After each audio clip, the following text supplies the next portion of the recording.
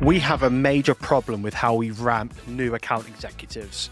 Your new AEs are being declared ramped at 3 or 6 months, but can they actually run discovery or execute the sales process without you jumping in to save them?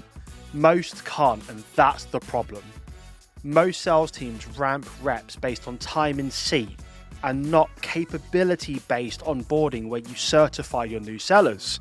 So I built a playbook full of frameworks, implementation roadmaps, and infrastructure guides that cut ramp time in half and have proven to improve win rates by 75%, and it's completely free. So stop this episode right now and go and download the Sales Readiness Playbook at therevenueenabler.com or use the link in the description below.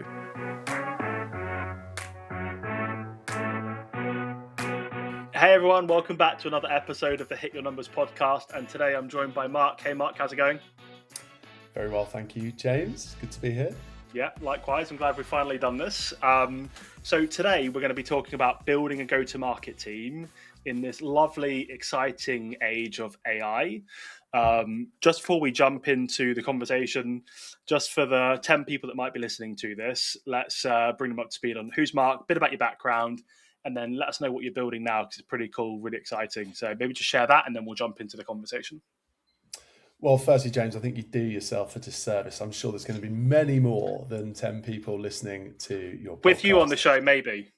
Who knows? Who knows? Fingers crossed. But anyway, firstly, thank you so much for having me on here. Really excited to obviously talk to you about the world of sales and everything AI.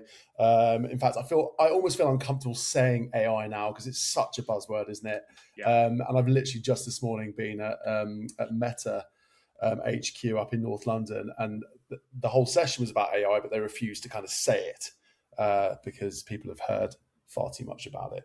But anyway, I'm rambling already. I'm Mark. I've been in the world of sales for coming up to about 20 years now across various different guises, but predominantly in the world of HR technology. So I've worked across internal communications, employee engagement, employee experience, benefits, well-being, everything that kind of touches the employee in one way, shape or form. I've worked in technology that kind of influences that.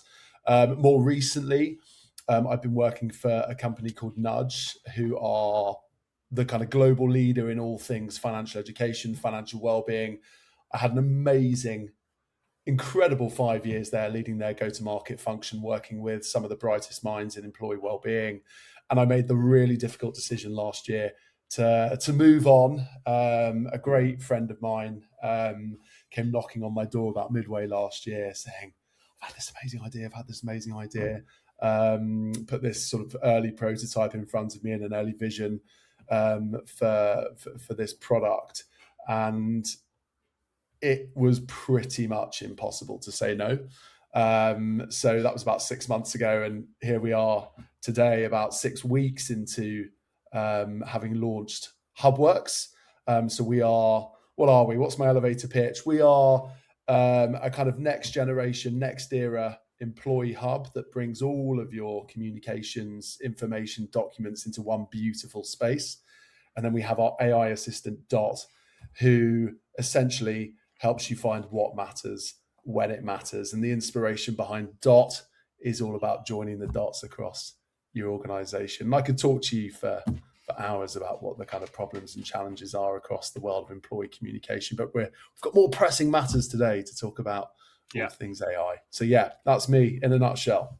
Well, one massive congrats. I remember how exciting it was for me when I made the exact same decision 2 years ago to quit my job and start this business. So love that you're doing that. And also want to say massive congrats to the launch. There was a good couple of days, probably about 4 days, 5 days on LinkedIn, that every time I hit the news feed, there was you or somebody like connected to that big event that you did that was either posting or talking about it. And I don't know if we'll get into it today or not, but there is a lot of value in social. And I think a lot of people are starting to see why that is. And if they're not, they really should, because building a brand is really, really powerful, not if you're starting a business, but also if you want to differentiate, tell your compelling point of view, all of the other good things that go with it. So congrats on that, and congrats on the launch as well.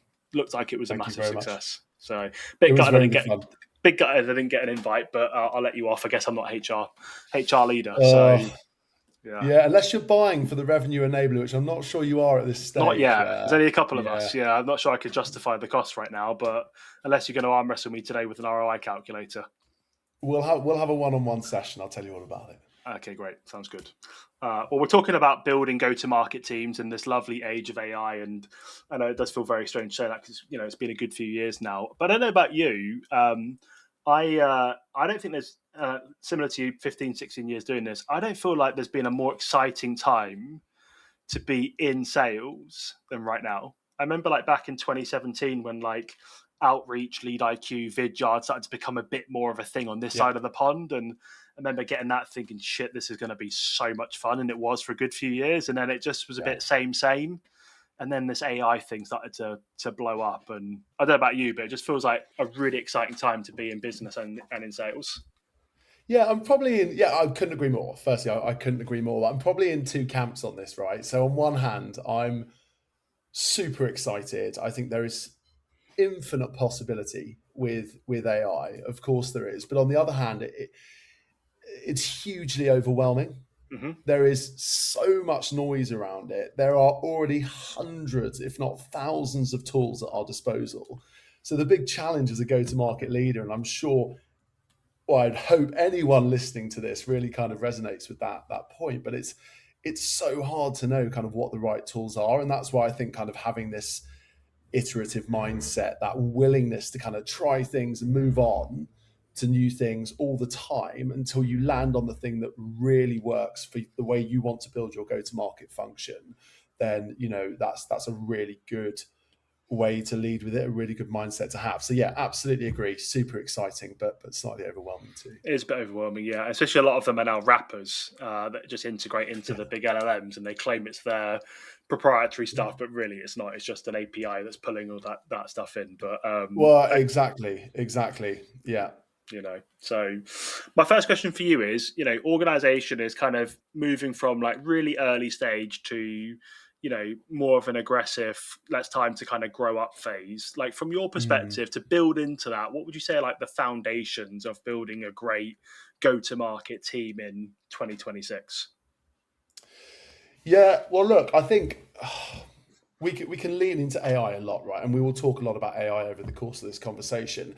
But I think we can't forget the foundational elements of what actually makes a great go-to-market team. Like, let's strip this right back here. So I talked earlier about things being quite overwhelming. Let's just take a few steps back, take a deep breath, and think about what are the things that really allow us to connect with our audience. So I think a few things that I'd think about here. So the first is absolute clarity on the customer. Now, the joy is different LLMs that are out there, Claude, ChatGPT, Gemini, whatever it is you're using, can help you determine that. But really think, what is clarity when I think about my customer? So before you think about hiring anyone or building anything, you need to know exactly who you're selling to and why they should care, right? Not in that sort of vague, we help businesses grow way. I mean, genuinely understanding the problem or problems that your customer has in their head at 2 a.m. in the morning that's keeping them up. Yeah. That specificity is kind of what everything else gets built on. The second message that I'd probably share would be around the elevator pitch, the key message, right? So again, that kind of classic sales, what's your elevator pitch? Once you know who the customer is, you need to be able to articulate what you do in a way that a 10-year-old would understand, right? So I've been in, as I'm sure you have too, and many people listening, loads of situations where super smart people really struggle to explain their own product without using a prop, a slide deck, whatever it might be.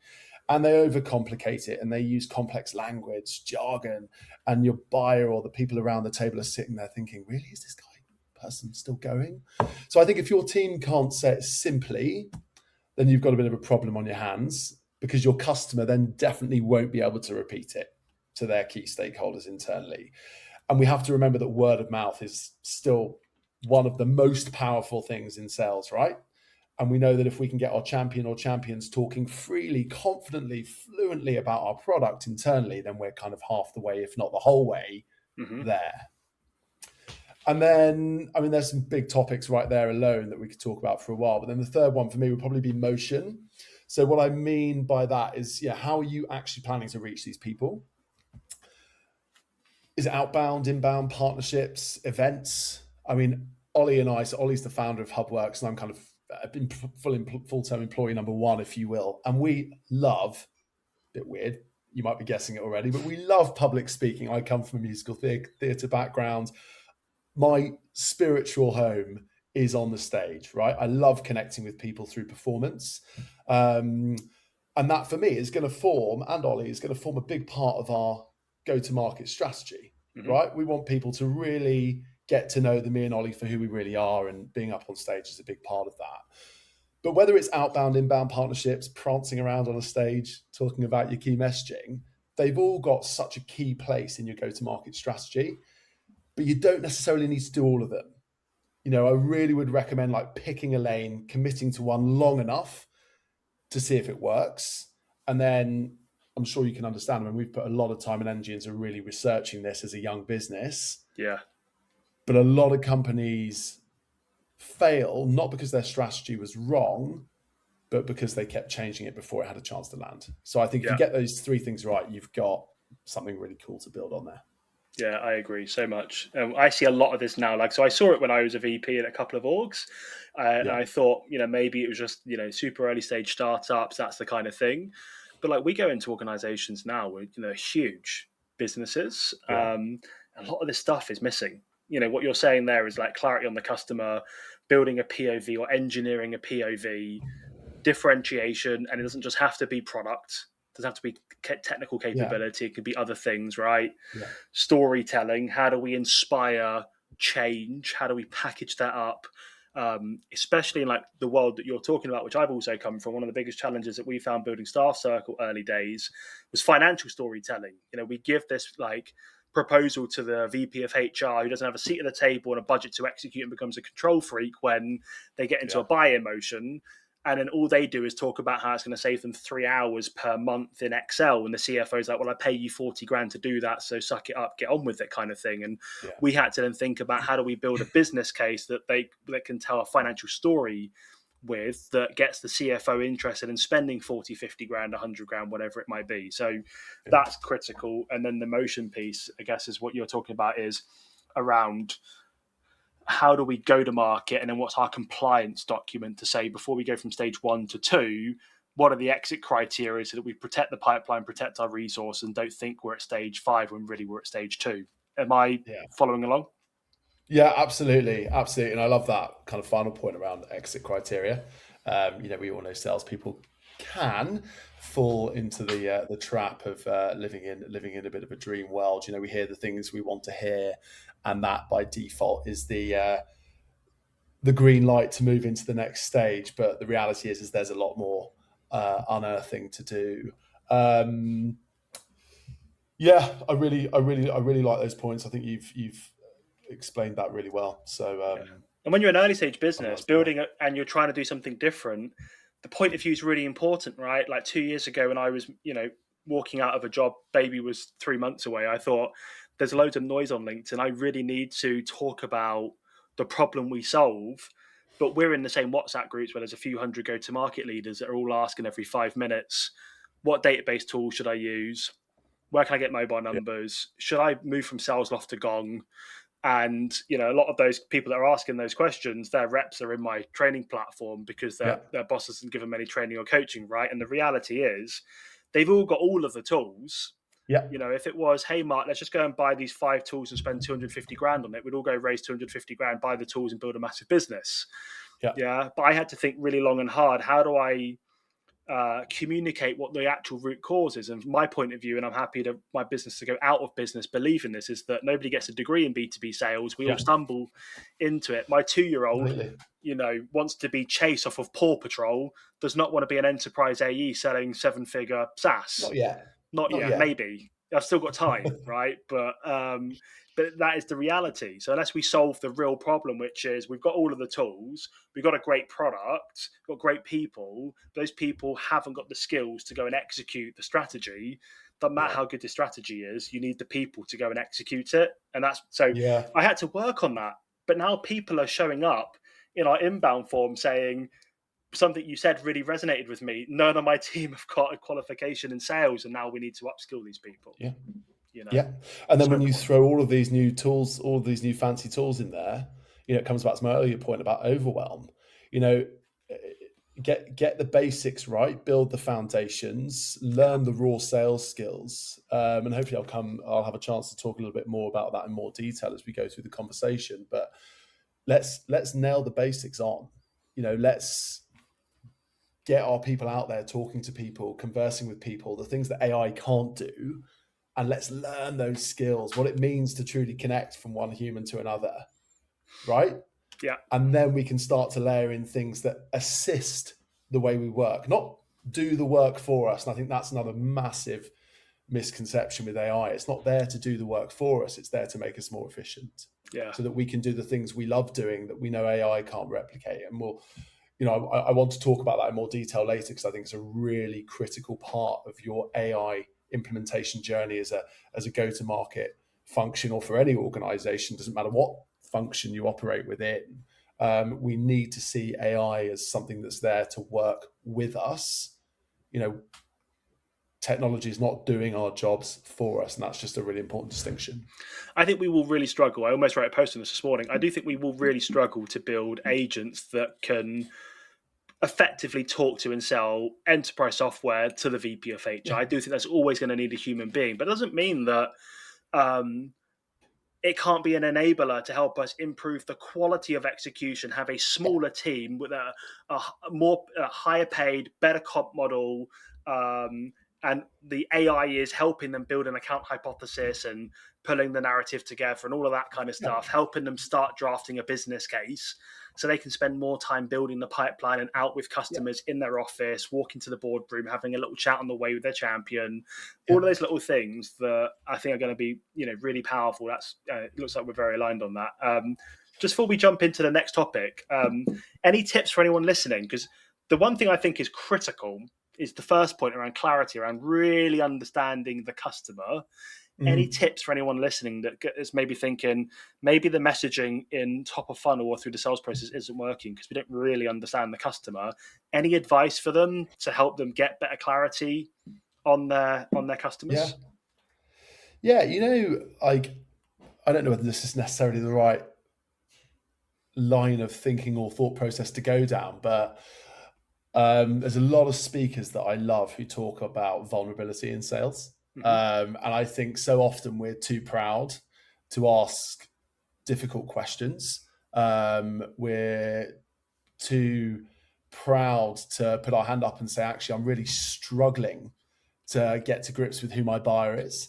And you might have like a senior layers, enterprise account executives above you, CROs, whatever, who have been in this industry, been there, done that, got the t-shirt, God knows how many times, and they know that buyer inside out. So first up, be a bit vulnerable. Just say, look, I want to be an absolute expert in this field, and I'm deeply committed to making that happen.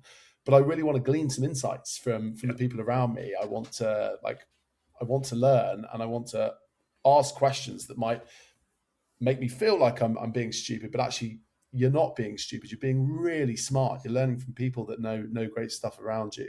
I think the other thing as well is lean into your network. There will be so many wonderful people out there in your network who are willing for you to either come and sit down with them for an hour over coffee and they'll tell you more about their roles. Or even better, I remember when I used to work in executive search, we would go and spend half a day working in their office with them, building the relationship, learning more about kind of what their day-to-day look like. So just get a bit creative with it. And of course there is, as I said, there's always all of these different LLMs out there. So like put your LLM to work, really try and get into the hearts, minds and shoes of your buyer. So that you can be absolutely crystal clear on your have total clarity on who it is you're speaking to. Yeah, 100%. Anyone looks at my LinkedIn profile, my CV, you'll see I quite like the challenge of going into a new industry quite a lot. So I've not spent my whole career in HR tech or selling, marketing tech. I quite like the risk and challenge of going in and doing something new. So I remember when I started building Staff Circle, I'd never sold to HR before. And actually, when you work in startups, a lot of them don't even have HR. It's usually the CEO, which is dangerous at times. And then BT, which had like a load of them, but you never met them because they were in some office in some field somewhere. So I'd never interacted with HR before. So one of the things that we did is I just invited a bunch of customers to a lunch and learn with my team. And I got 6 or 7 of them over the course of 6 weeks just to spend 40 minutes. And the first one presented a deck. And I still remember the very first slide. This was like 4 or 5 years ago. And she said, if you take anything from today, it's remember this. HR are desperate to be transformational, but they're stuck being transactional, pushing papers around. She said, I can't even tell you what color my desk is because it's covered with paperwork. And I was like, guys, if you could just take that away and then help them see how we can remove some of that paperwork and get them out being transformational, they'll become your best friend. And we went and grew the business 1,000%. Yeah. And hello, HubWorx, right? It is the exact reason why we exist. They're such a critical function, and I will scream people to the rooftops because ultimately people are the greatest asset any business could ever have, right? No, we live in this sort of intertwined era of people in AI and people are threatened by AI, but people are the single greatest commodity a business can have. And HR are not there to be difficult. They're not there to make people's lives harder. They want to create beautiful experiences in the workplace that make their employees feel more connected to their organization, that organization's vision, its purpose, its mission, its values. And that doesn't always come through particularly well because not all employee experiences are built beautifully, right? And some organizations find that harder than others. But there are, pioneering HR people leaders, whatever you want to call them, out there that are doing incredible work. But it's hard. We have so many systems in the workplace. All of those systems, whilst they've been put in place by people who care, for whatever reason, they're all now, siloed. You've got one platform for this, one platform for that. We're feeling it in sales. We've got about 40 different tools going at any given time. I think the latest statistic from Gartner is the average employee is using 11 apps a day. I mean, and then losing, anywhere between 30 minutes to 2 hours a day searching for information across these systems. So, and I was talking to an HR leader yesterday who was just saying the volume of tickets I get through is crazy, and it just stops me from being able to be a strategic or lead a strategic function, and not just being tactical all day, fighting fire. So important. Point really resonates. Yeah, agreed. And let's talk about people then, because as we're building a team, we're going to have to hire a couple of them, right? And I don't know about you, but I've made my fair share of mishires and learned over again. If anyone hasn't seen the hair, go to YouTube. If you're listening on Spotify, I've lost a load of it. Mark's got a fantastic hairline. I've lost a bunch and it's going grey. So I interviewed someone on the podcast yesterday, and I did an announcement to say I have just had a hair transplant. But if this one comes out first, then I'll make it very clear I've had a hair transplant. But anyway, talking about people, Mark, we're going to have to recruit some people so that the listeners can maybe lose less hair if they are in sales leadership. Yeah. What can they do to hire the right people to set themselves up for long-term growth and success, not pulling it out and going through this like higher burn churn cycle? Yeah. Well, firstly, love the new hairline and can't wait to see how that develops. I'm going to look 18 again. It's going to be fantastic. Yeah, right. Exactly. No, good stuff. Hiring. Yeah, I mean, it's a really difficult one. And look, I'm firstly open to all advice, recommendations as we grow our business as well, because I've not been in a situation where I'm growing a business or we're growing a business from scratch. So look, I think one of my reflections over the first 6 weeks of building HubWorx, I think you need people who are really comfortable with uncertainty. I mean, obviously it depends on what size the business is at, but I think certainly early on, you need people who are really, really comfortable with being uncomfortable, right? People who will write the playbook, not follow the playbook. Yes. People who don't need those kind of big structured approaches, the polish. And typically they're people who come from the corporate world, not wishing to kind of stereotype, but just as a kind of a generalization, They are people that come from big organizations. I mean, being, again, vulnerable, I've really felt it the last 6 weeks. I mean, I came from an organization that has 160 people. I mean, we're not talking about a massive organization. We're very much in the SMB category, very much still kind of startup mentality, but an established business. I've felt the kind of challenges of coming into a business that doesn't have any structure yet.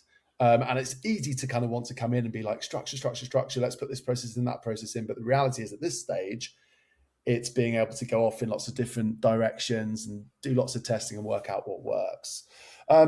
So yeah, it's not that those people that are coming from big organizations aren't talented. I think it's that the skills required at different stages of a company are genuinely different. So someone that thrives at scale can actually be the wrong fit at the start. And I just think that's probably like the biggest message that I would share today. Just really stress test that. Really stress test that. When you're kind of having those conversations. And one of the other big things that I talk about as well is culture fit. Ollie again, the founder of HubWorx, Ollie and I have been really lucky to both work at organizations that put culture at the absolute beating heart of everything that they do, and communication is a massive part of that. And communication and culture kind of go hand in hand, right? Communication is culture, culture is communication. So really understanding what each individual is going to bring to that culture, particularly if you're an equity-backed business and you're offering equity, it's, what are you going to bring from a salary perspective, but what are you going to do to grow the business, which is the equity conversation. So I really like that kind of double-pronged approach in interviews, asking about those two different things.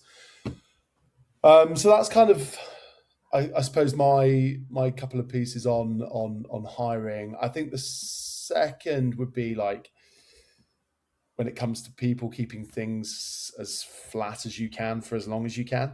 Yeah. And again, I'm going to be, hopefully lots of different people will be listening to this, and obviously it'll be different depending on what organization you're in. But I think as soon as you start adding management layers, you slow down the feedback loop, right? 100%. Yeah. So people talking to customers, people making decisions, that loop, what the customers are saying, what's making them hesitate, what's landing the conversation. It's the most valuable intelligence that your company has. And I think if you want it traveling fast, then it can't get lost in the chain, right? So they're probably the two kind of biggest things for me when it comes to kind of thinking about how you hire and structure a high-performing team. As you're talking, I didn't used to have to do this as much, but with a 2-year-old, I've got this thing called baby brain, which apparently you get is you just can't remember anything. So I have to write stuff down, otherwise, I forget it. As you're saying that, I've written down, bad news takes time to travel uphill. That's something I was told a long time ago. If there's a problem, communicate it quick and fast, and be really good at managing up. And sometimes I'd go into an exec meeting and I'd be like, "This is the state of pipeline coverage 2 quarters out. Like we have got a problem coming. I want you to know way in advance so that we can do something about it now, not at the end of the quarter and go, okay, we're not going to make the number, and panic stations kick in. We create unnecessary stress, right? So what are you're talking about there? Yeah, literally going, why are we finding this out at 30 minutes to go? So just being a really good communicator. But what you said at the beginning there, Mark, is around characteristics. Yeah. I've been guilty of this. I remember when I was building Staff Circle, I hired somebody from a mega successful unicorn HR tech business. I remember to this day, I was sat in the Caribbean at the airport with the missus, and I said to her, I can't believe that. Yeah, I know, it was a tough gig.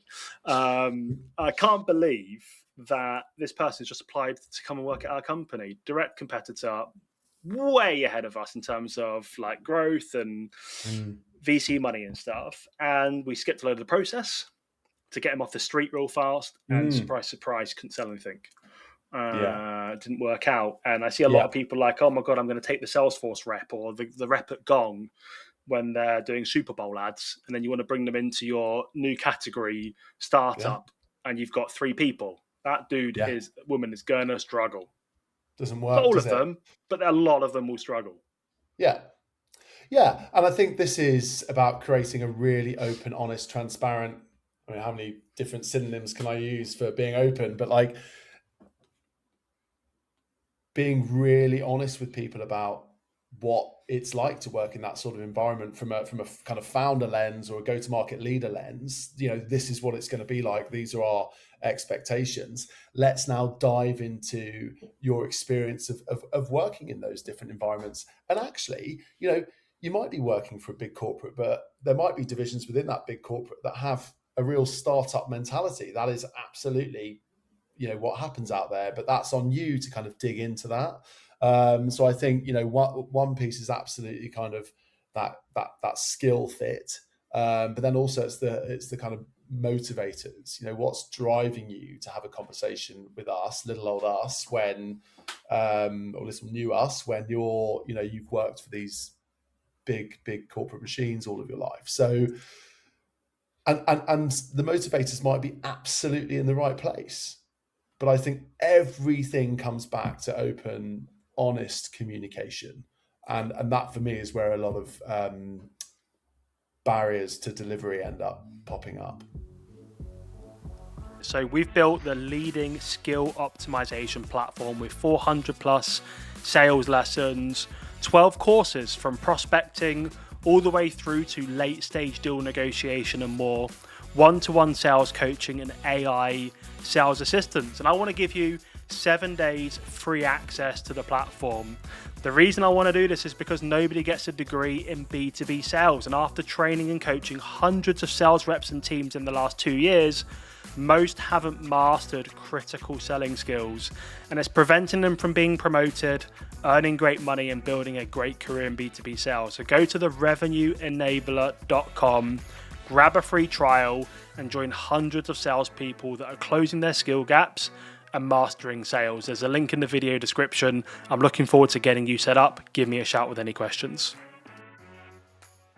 Yeah, 100%. If anyone's listening to this, drop me a DM. I've got like a 50-page, it's called the Sales Readiness Playbook. I won't arm wrestle you for it. I'll give it to you for free. But it's like a big document that talks about like all of the building blocks to recruitment. There's like an infrastructure guide. There's like a framework, a bunch of questions, a playbook, a process that you can really follow. Because I just think it's so important we get this right. When you were talking there, I wrote down a couple of things around like I used to look for a lot. And then there would be some other things that are a bit nuanced depending on the context. But intelligence, coachability, but adaptability. And what I would do, Mark, is I would say like an AE, for example, or an SDR, let's say an AE. I still to this day get a couple of people be like, hey, I'm thinking about hiring this person. Can you interview them? And then my first question is, can you send me the assessment that you've done with them? I'm like, well, what do you mean? I'm like, well, how have we assessed their alignment to what is important to the role in your business? So what I used to do is I'd do a first interview, and it's more like a characteristics kind of assessment, ask some very targeted questions, see how they respond. And then like step 2 would be some kind of assessment. I remember, I'll tell you the story. When I was at BT, messed it up the first time, didn't get the job. Luckily managed to get another opportunity 6 months later and then managed to get the role. And it was a great part of my journey. But I remember the first time to this day, got to the building in London, and I still remember the sales manager, he was an absolute legend. And he said, I think this was staged. He said, the elevator's out, so we're going to have to walk. And it was like 12 floors. Okay. I got up there, and this was the time I don't smoke anymore, but I did then. So I got to the top, and I wasn't in the best state, and it was in the summer, it was hot. And he said, when I got up there, he pointed through the glass doors. He said, you see over there, see those two chaps? Those are senior sales managers, very experienced people, been here for a long time. I'm going to be sat next to them. In 15 minutes, you're going to walk through that door and you're going to pitch us BT in the discovery meeting. You're going to go into that room first. I had no idea this was going to happen. He said, first you're going to go in there. Here's a piece of paper, really basic brief. You now need to prepare a pitch for those people. And I absolutely fluffed it. One of the telltale signs was at the end when I thought I'd got them. When they ended the role play, he said, can I borrow your notepad? So I passed it to him. He said, where are the notes? I said, well, it's a role play. I didn't really take any. Right. So I just absolutely screwed it. So anyway, I learned from that, went back, remembered that. I'd like to think I'm adaptable. I took the feedback and I got the job. And one of the things I do now is I will assess you, but I won't tell you what's happening. I'll get you to turn up at 10 o'clock on Thursday, and I will say, look, we're going to do a role play today. I want to test your intelligence, and I'm going to give you a brief. I'm going to give you 20 minutes, turn your camera off, turn your mic off, and then we're going to come back and we're going to do a role play. And I want to see how quickly you can pick something up. Because if it's a scrappy startup I'm going to need people that can put A and B together pretty fast. For Then sure. I let you do it, and I'm going to give you some feedback and see if you're coachable and see if you're self-aware. And then I'm going to ask you to do it again, see if you can adapt. And if you can, and you can do that in 15, 20 minutes with me, if I'm going to obsess over your development for the first 30 days, I know you're going to go places with me. But if Yeah. you're defensive and I give you basic feedback and you can't Yeah. pivot immediately, you're probably going to struggle in my business. And I love, there's so much in there that I love, but I think one of the big things you spoke about is like self-awareness. And Yeah. obviously that sits under coachability, adaptability, and in that kind of startup environment, it's utterly critical, right? So fun fact for you, the human brain has 9 intelligences, right? 9 intelligences, but only 7 can be replicated by AI. And I love this. Thinking of this through a sales lens, I absolutely love this. So the 7 are irrelevant for this conversation. The 2 that cannot be replicated by AI currently are interpersonal skills and intrapersonal skills. So don't want to teach anyone to suck eggs, but intrapersonal is within us, right? Yeah. How we connect with ourselves. And then our interpersonal skills is how we relate to other people. And you spoke about self-awareness there. So that falls under intrapersonal skills. So the joy of AI is it gives us time to focus on our inter and intrapersonal skills, right? It gives us time to be in the room more often with our buyer. And that was for me like one of the key messages that I wanted to share today. It was the key thing. I spent 7 weeks on an AI course at Oxford University. It wasn't the only thing that I took away from the course, took away loads of things, but that was something that I really resonated with, because in a world of overwhelm, in a world where there are hundreds of thousands of tools and noise just flying at you from every direction, just take a step back and focus on what makes you as a salesperson uniquely you, right? Don't be the person that goes and builds your outbound pipeline through all your sequences, whatever you want to call them, through AI, your LLMs. Use them to assist you, Yeah. but be that human in the loop. Bring your brain into the AI and be like, no, that's not right. I need to tweak it here. I need to tweak it there. Intervening in AI is utterly critical, but leaning into your inter and intrapersonal skills is your greatest differentiator in the world of AI. And that for me is, if you take away anything from this conversation, that is the thing that's going to help you to sell. Love that so much. And do you know what? Some people might say that's like boring. I want the new AI tool. But I think a lot of stuff that makes you successful in life is the boring stuff I would call the basics. Yeah, but at the beginning of the conversation, you spoke about AI being really exciting. Yeah, it's super exciting. Yeah, it's amazing, and we are so lucky, right? Yeah. Our parents, had to go to the post box with the yellow pages and hit the dialer in there. We're so lucky that we've got so many solutions at our disposal that don't completely take that away from us, but really drive the efficiency. And what might have taken 2 hours to research one company now takes 10, 20 minutes, right? Yeah. So that's the difference. And that then enables us to go and do the things that certainly I fell in love with when I entered the world of sales. And that was building relationships with people. Yeah. That was that excitement and that kind of nervous anticipation of getting into somebody's office or the boardroom and delivering your pitch and connecting with so many different personalities around the table and pivoting your character so that you could meet the different needs and wants of your various buyers around you. AI can't do that. Yeah. It can make you look damn good in places, but it cannot do that. And I think that for me is, I've said it enough times now, but it's the big difference. Yeah, but it's important though. Again, like I was thinking this morning about posting, I didn't do it in the end, but like I do think a lot of people are going to lose their job in sales because AI will do their spammy stuff they complain about, right? And then those ones that do stick around will be the elites that use AI to do their grunt work and help them do the heavy lift, and they can spend more time doing that stuff, getting in a car, driving and seeing a prospect, and having a stakeholder meeting and all of that kind of good stuff. So important. What do you think the future of go-to-market looks like in terms of team structure and like maybe technology? You got like a point of view on that? These are big topics. I mean, God, let's start on team structure and then we'll come on to technology. So team structure, I mean, we are built with AI, right? And the joy of building with AI is we have, provided we play it right, do it correctly, and are fortunate enough to, build loads of revenue, we have the opportunity to be very lean. Mm-hmm. But we will never be lean at the risk of ruining our reputation. Okay, let me explain that. We'll never be lean at the risk of ruining our reputation. So I would rather spend money on having more humans in our business who can connect on a human to human level than litter the market with bots, agentic AI, whatever approach it is you're taking to your outbound, at the risk of losing our reputation as an organization. And it takes years and years and years to build your reputation. Ollie and I wouldn't even say it's luck, right? We've both been in the industry for around 15 years each. So collectively, we've got 3 decades of experience selling into HR directors of internal communication, engagement, all of these wonderful people. And the reason why we were able to create so much noise around the launch is because we've built these wonderful networks of people who genuinely trust us, that when we put technology in front of them, they know it's technology that's going to make a difference in their workplace. So I'm really torn at the moment. As I'm sure you can imagine, when we think about building a go-to-market function, Ollie and I are being peppered right now, peppered left, right, and center, because they know we're a new business.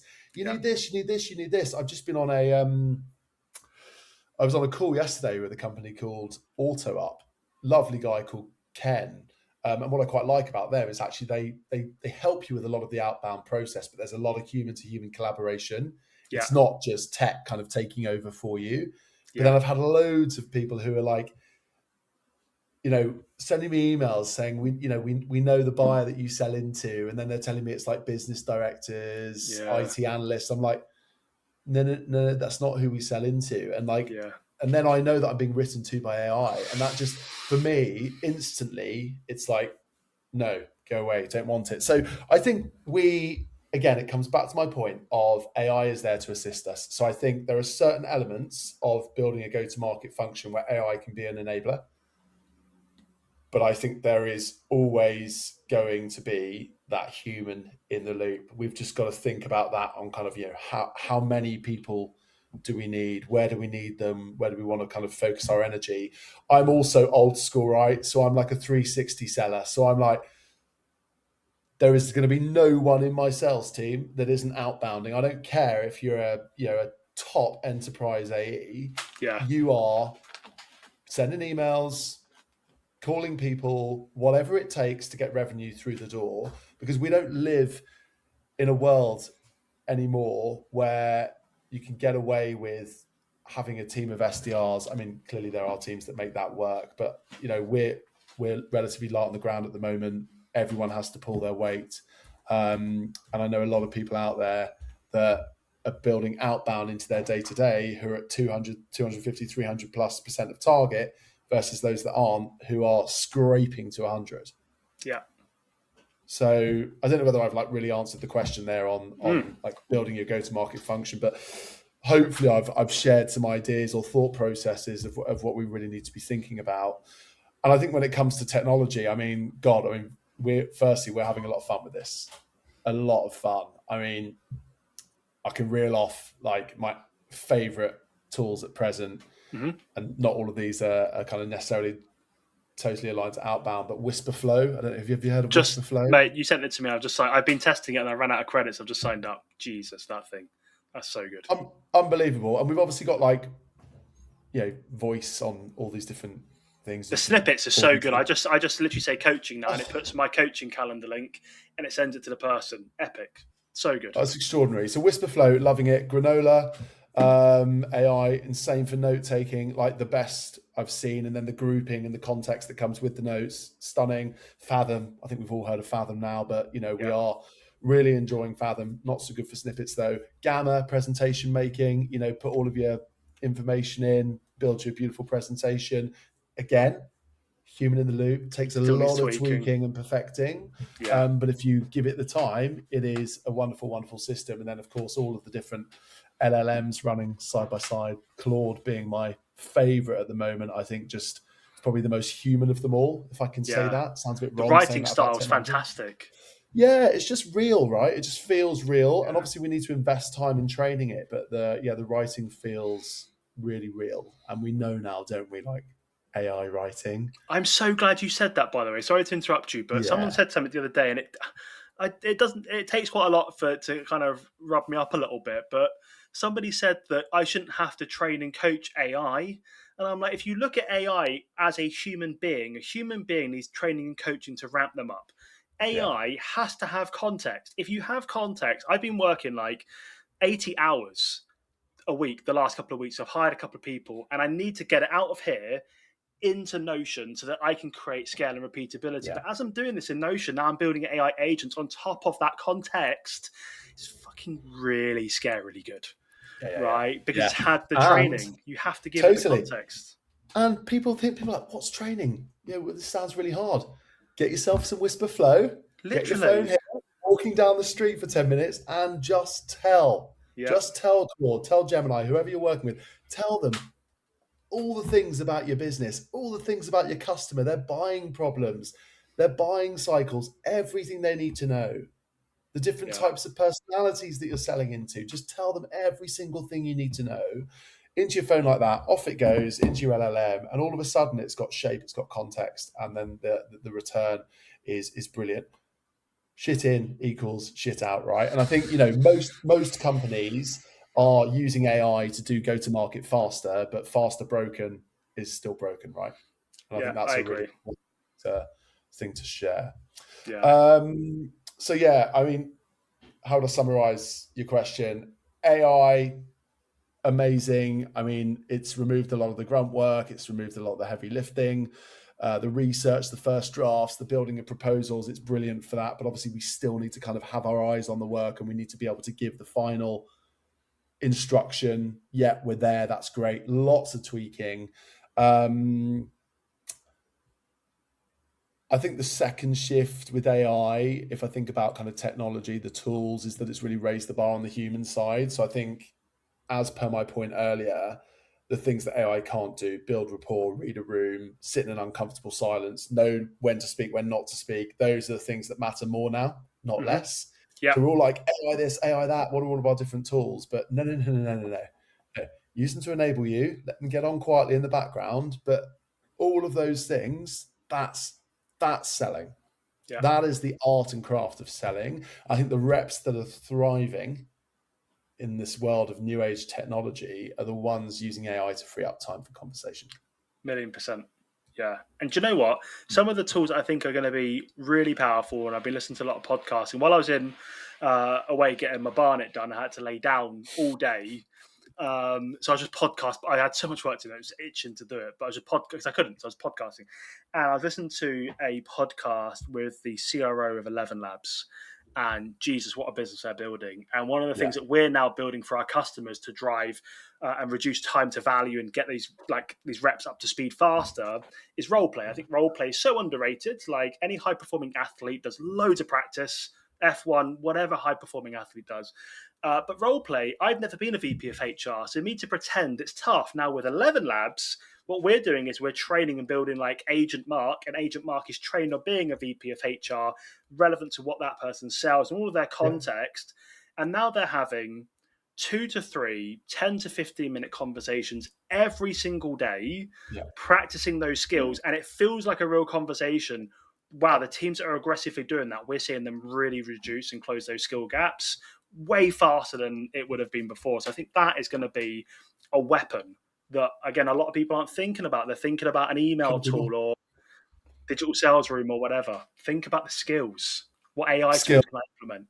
and practice, practice, practice, practice, practice. Yeah. I always think back to my I'm going to mention it again. I think back to my time on the stage, right? I had to learn lines for every show that I did. I'm really talking this up now. Let's just be absolutely clear. Never made it to the West End. We're talking like pretty good school level theatre, right? Yeah. I mentioned that I played ice hockey the other day, and to someone, and I think they were thinking, "Oh my god, he must have been amazing." Then I slipped in that it was Play the under back garden. under 13s. Okay. Oh, that's so disappointing. Anyway, sorry. Back to the point. I think be excited by all of this amazing technology, absolutely, but don't forget the basics. So one of the things that I do, I've just joined this new company, right? It's really exciting, but all of a sudden my go-to-market narrative, the conversations that I'm having, the buyer's slightly different, the needs are slightly different. I need to learn my new narrative. I need to be absolutely crystal clear on my messaging. And AI is helping me shape that, but I'm the one that's dancing around the living room in my bedroom, reciting it over and over and over and over again. Yeah. And the joy of knowing something inside out is that when you actually come to deliver the message, it's so deeply ingrained in your psyche that you can properly connect with your buyer, and you can add emotion, and you can add tone, and you can add all the things that get that kind of brain going. God, I really like this person. They really care. That, you know, they're, rather than sitting there kind of thinking about, oh God, what's the next thing I'm going to say, or how am I going to structure that next sentence, or how on earth am I going to deal with that objection? Because you haven't practiced it. Yeah. Basics, It's so basics, true. basics. If more people did that, Mark, that honestly we wouldn't have the problem that we have in go to market in the time it comes to revenue and expansion. My view, I think, on the people and the structure of a go to market team over the next couple of years, and I don't think anything will become mainstream for a long old time, but because people still aren't bloody recording their calls. Like, we onboard a new customer and they're not even recording discovery calls, and Gong and things like that have been out for a decade, right? So I think a lot of this stuff does take a while for it to play out, but I see go to market, like if we think about like revenue, right? So like new logo, expansion, and retention. I think it was like a production line, like a BMW factory. At one end you got some car parts, the other end you got an M5, and it's different stations, right? And I think the stations should be, just based on everything that I'm seeing at the moment, is you have like basically three VPs and then a wrapper of AI around it. You've got a VP of pipeline, and that has marketing and SDR sat in it, and they are literally responsible for building brand and high quality pipeline into the account executive team. You've then got this middle team, which is VP of deal execution. These are AEs that are great at driving new logo, expansion, and retention, because the third team is a VP of value realization. If you think a lot of tools that you buy, they kick over a thank you email with a Loom video of how to onboard yourself, and you are not set up for success. Most people do not extract value from that investment, which is why there's terrifying churn. And a lot of the customers that we work with now, more of them are asking us to do work with their post-sales team to fix their terrible churn problem. And then when we lift up the hood, there is no value realization. They want their CSMs selling more and doing renewal, but nobody is working with the customer, the stakeholders, and the end users to get maximum value. And I think if you've got a good team doing that, your AE team, the deal execution team, can be doing new logo, expansion, and then renewal should just be a natural thing that happens every 3-5 years, depending on the term. And it'll be a long time till it gets that way. You made it sound so easy. Well, look, we've got a website. It's called therevenueenabler.com. Hit the contact button and we'll help you. I'm joking. But like, that's a hard thing, right? And I do think it'll be a long old time till that really plays out. But look, we've got an org now where you've got SDRs and A's and CSMs. Like when me and you started, that didn't exist. You had a BDM or an account manager, and they did everything themselves. Good old-fashioned hard graft, right? Graft. Yeah, and giving a shit, which you said earlier, is basically being professional and being proud of the work that you do. You know, CEO said this to me today. I want my team to be professional and proud to be in sales and get to the end of the week and be proud that I did really good work.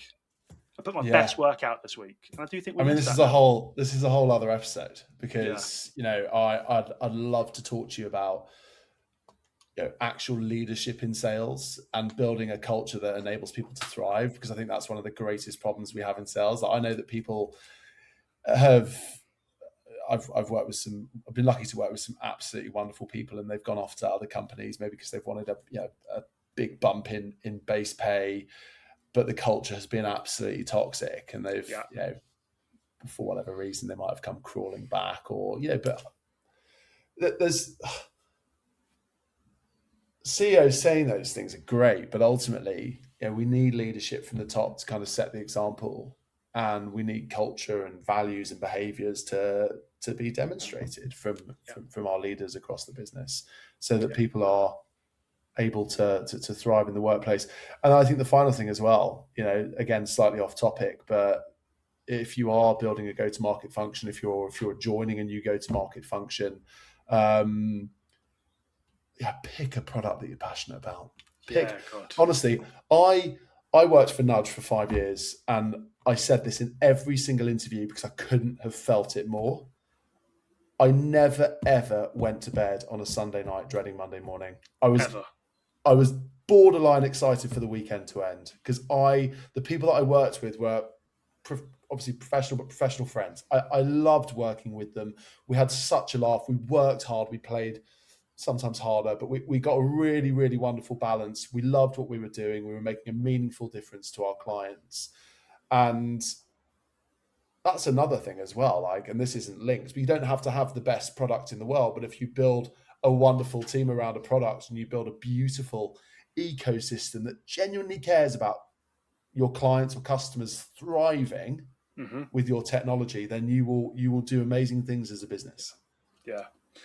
This might sound quite sad to some people, but it's the truth. I actually don't burn out. I feel really happy working 60, 80 hours a week. And between you and I, well, people are listening to this, so it's not really between you and I, is it? But I'll say it anyway.